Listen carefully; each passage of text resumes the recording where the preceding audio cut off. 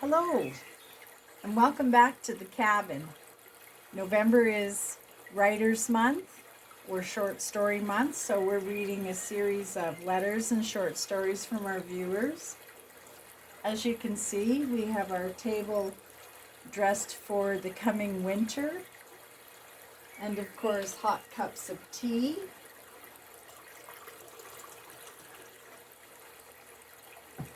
To go with the stories. This story comes from the East Coast. I think his name is Leo. Leo from the East Coast.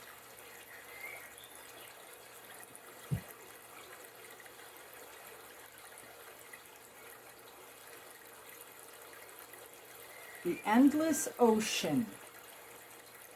The tranquil blue surface of the ocean, once a friend to 12-year-old Leo, had become an unrelenting adversary. 5 years had passed since that fateful day when an innocent family sailing trip morphed into a relentless struggle for survival. Oh, okay. That's good. A storm had rolled in without warning, churning the waters into a furious tempest that tossed their small sailboat like a toy. Leo remembered clinging to the mast, his heart pounding as waves towered over him until everything went dark. When he woke, he found himself alone, drifting on a piece of debris.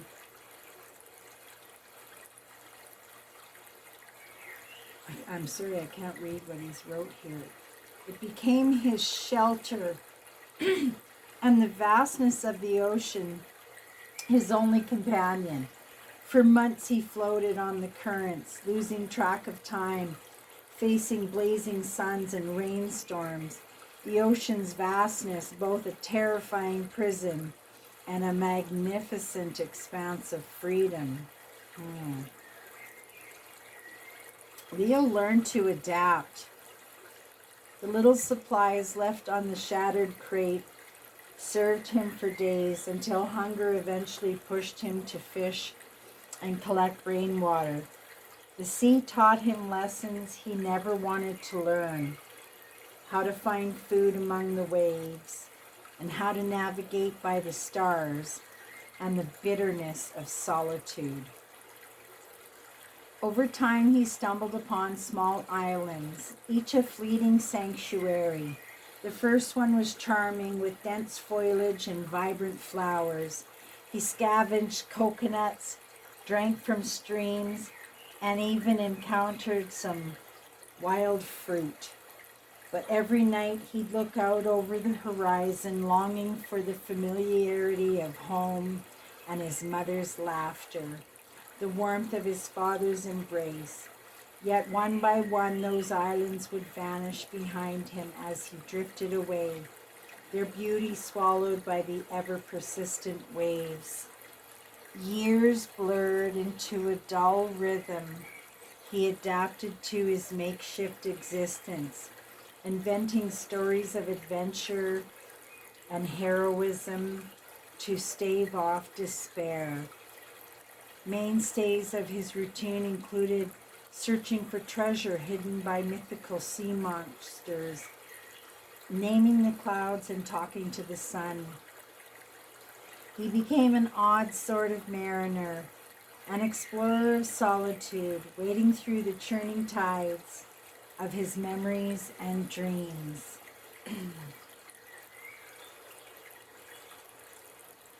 It was pretty scary being lost at sea. One day, as Leo paddled freely on the piece of driftwood, exhausted from a relentless pursuit of fish, he spotted a vessel in the distance, an elegant sailboat, its white sails high against the bright blue sky. Hope flickered, alive within him.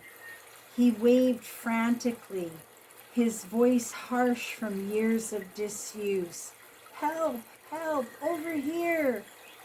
The ship moved closer and closer, revealing a crew of sailors who clustered by the rail, gazing curiously at the small boy adrift on this makeshift craft or raft. Leo's heart raced, a mix of fear and exhilaration coursing through him. Would they see him? Would they save him? It felt like an eternity, but finally a sturdy rope ladder dropped over the side of the boat, and one of the sailors, a burly man with a sun-kissed face and a long beard, called out to him, "Climb ahead, boy! Climb on board! We've got you!" With shaking hands and racing pulse, Leo gripped the ladder and ascended, each step burning with the weight of 1,000 lost days.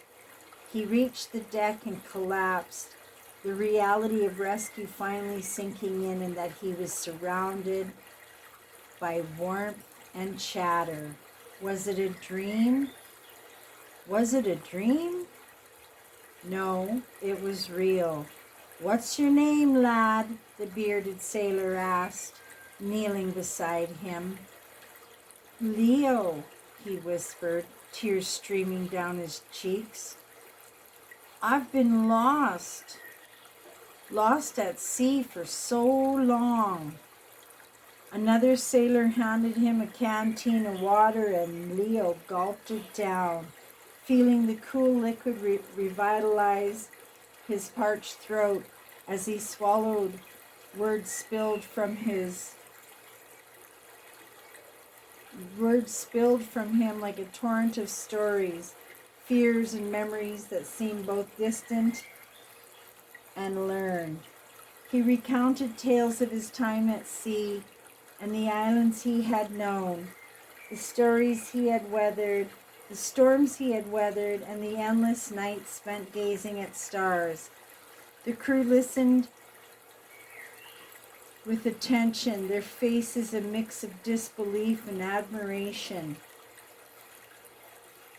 The captain had a fierce spark in his eye, wrapped his arm around his shoulder, and said to Leo, "You're not alone anymore, and we will take you home. You're safe now, Leo." Well, that was a very good story, too. We're getting some really good stories sent in to us. There's a lot of authors in the making out there, and I'm really happy that you're sharing these really well-written stories. Keep them coming. Hopefully our viewers are enjoying this, too. And that's from Leo on the East Coast. Thanks, Leo. Good writing, good story. Send us more. And thanks for stopping by the cabin and having some tea with us. Check out some of my other videos.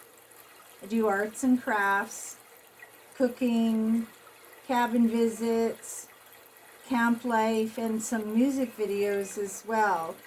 And I hope you enjoy them as much as I do. Remember to like, share, and subscribe,